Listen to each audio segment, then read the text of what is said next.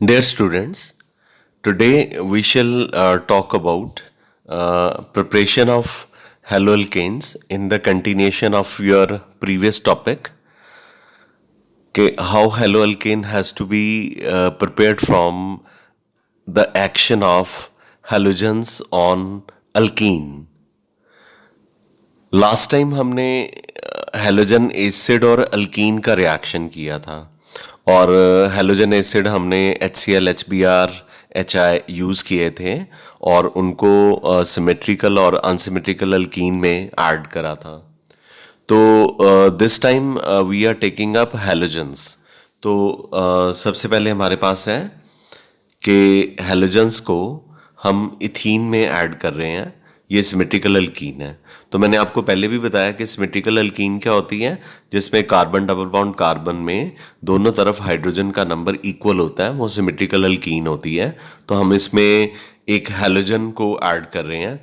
Halogen जो है वो Br2 हो सकता है, Cl2 हो सकता है, I2 हो सकता है। तो ऑब्वियसली एडिशन रिएक्शन है। एक X इस तरफ इस कार्बन के साथ जुड़ेगा और एक X जो है इस कार्बन के साथ जुड़ेगा। ठीक है, तो जो पाई बॉन्ड है ये पाई बॉन्ड होता है और ये सिग्मा बॉन्ड होता है। जो पाई बॉन्ड है वो ब्रेक कर जाएगा और उसके बदले में दो नए सिग्मा बॉन्ड बनेंगे। ये सिग्मा बॉन्ड है, राइट। तो X2 था ना, तो X एक इधर लग गया, एक इधर लग गया, एक इस कार्बन के साथ, एक इस कार्बन के साथ। तो आई एम श्योर कि ये आपको क्लियर हो गया होगा। तो X2 जो है वो Br2 हो सकता है। तो Br2 के साथ स्पेसिफिकली इसलिए ये करवा रहा हूँ कि Br2 जो है ब्राउन कलर का होता है। तो Br2 को जब इथीन में या अनसैचुरेटेड हाइड्रोकार्बन में या अनसैचुरेटेड अल्कीन में ऐड करते हैं तो Br2 का जो ब्राउन कलर है वो डिस्चार्ज हो जाता है और जो है हमें प्रोडक्ट मिलता है वो कलरलेस मिलता है, कलरलेस प्रोडक्ट मिल जाता है। तो जैसे सपोज कीजिए कि ये इथीन है, इसमें हम Br2 को ब्रोमीन Br2 को जो कि ब्राउन कलर का है उसको इथीन में ऐड कर रहे हैं। एक ब्रोमीन इस तरफ लग जाएगा फर्स्ट कार्बन के साथ, एक सेकंड कार्बन के साथ लग जाएगा और इसका जो ब्राउन कलर है डिस्चार्ज हो जाएगा, मतलब डिसअपेयर हो जाएगा। तो एक ब्रोमीन फर्स्ट कार्बन के साथ और एक सेकंड कार्बन के साथ लग जाएगा। तो मैंने आपको क्या बताया था कि इस तरह के जो हेलोअल्केन्स होते हैं जिसमें आइडेंटिकल हेलोजन एडजेसेंट कार्बन के साथ लगे होते हैं, उनको कौन से डाइहैलाइड्स कहते हैं? उनको हम विसिनल डाइहैलाइड्स कहते हैं। तो आप देखिए कि इस कार्बन के साथ Br लगा है, उसके अगले कार्बन के साथ भी Br लगा है, दोनों एक जैसे हेलोजन होने चाहिए। तो अब ये जो कंपाउंड मिला है ना, ये कलरलेस है। ये ध्यान से देखिए, ये कलरलेस है और जो ब्रोमीन था ब्राउन कलर था। तो इसका मतलब ये test for detection of unsaturation हो गया डबल बॉन्ड के लिए। ठीक है, तो इस तरह से हम ब्रोमीन को अल्कीन में ऐड करके हम उसको रिएक्शन को शो कर सकते हैं और इनके रिएक्शन का मैकेनिज्म भी इलेक्ट्रोफिलिक एडिशन मैकेनिज्म ही होता है। आगे हम जो करने जा रहे हैं वो इलेक्ट्रोफिलिक एडिशन नहीं है, वो अलाइलिक हैलोजनेशन है। तो सबसे पहले हम बच्चे समझ लेते हैं कि अलाइलिक कार्बन कौन सा होता है। तो ये एक प्रोपीन है। तो जब हम हैलोजन को पहले डाल रहे थे, हैलोजन का रिएक्शन कर रहे थे, तो हैलोजन जो थे कार्बन डबल बॉन्ड कार्बन में ऐड हो रहे थे।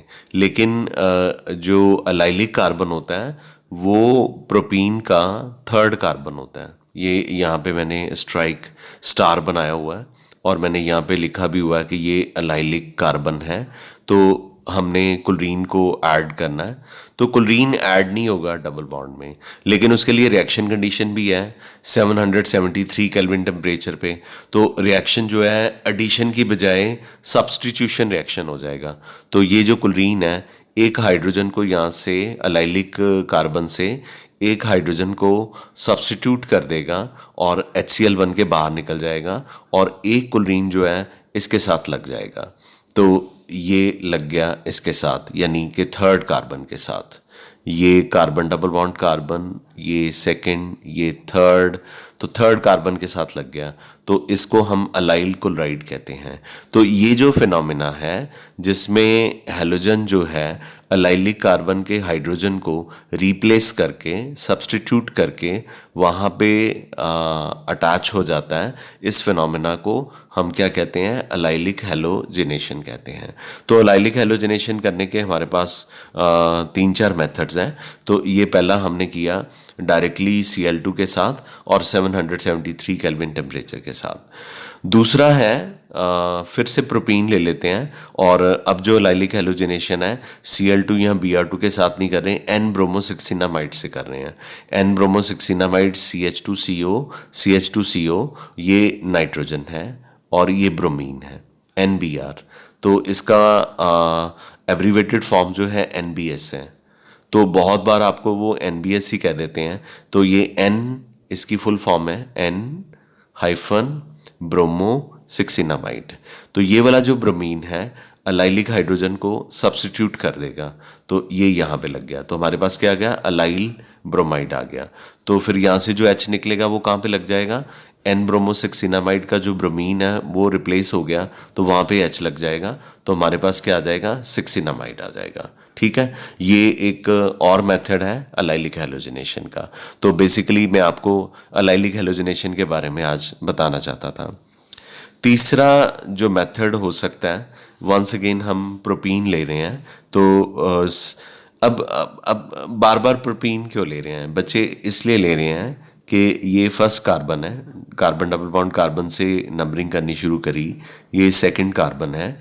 तो कार्बन डबल बॉन्ड कार्बन का जो नेक्स्ट कार्बन होता है, कार्बन डबल बॉन्ड कार्बन का जो नेक्स्ट कार्बन होता है, यहाँ पे मैंने स्टार बनाया हुआ है, वही अलाइलिक कार्बन होता है। तो ये सल्फ्यूरिल क्लोराइड है, तो सल्फ्यूरिल क्लोराइड का जो क्लोरीन है ये अलाइलिक कार्बन के हाइड्रोजन को रिप्लेस कर देगा, सब्स्टिट्यूट कर देगा, तो हमारे पास अलाइल क्लोराइड आ जाएगा। रिएक्शन कंडीशन में 475 केल्विन टेम्परेचर और पेरोक्साइड की प्रेजेंस में ये रिएक्शन होता है, और इस तरह से हमारे पास फिर से क्या आ जाता है, अलाइल क्लोराइड आ जाता है। तो देख लीजिए दोबारा से, ये प्रोपीन है, ये सल्फ्यूरिल क्लोराइड है, इसका जो क्लोरीन है अलाइलिक हाइड्रोजन को रिप्लेस कर रहा है और अलाइल क्लोराइड बन रहा है। ठीक है, और ये जो है SO2 सल्फर डाइऑक्साइड, ठीक है, ये सल्फर डाइऑक्साइड प्रोडक्ट में गैस बन के वेपर फॉर्म में बाहर निकल रहा है, और यहाँ से जो H निकला है एक Cl के साथ कंबाइन करके ये भी गैशियस फॉर्म में बाहर निकल जाएगा।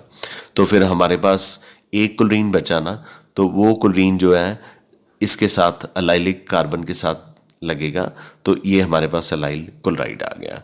तो आई एम वेरी श्योर कि आपको अलाइलिक हैलोजिनेशन का ये फिनोमेना जो है वो अच्छे से पता चल गया होगा।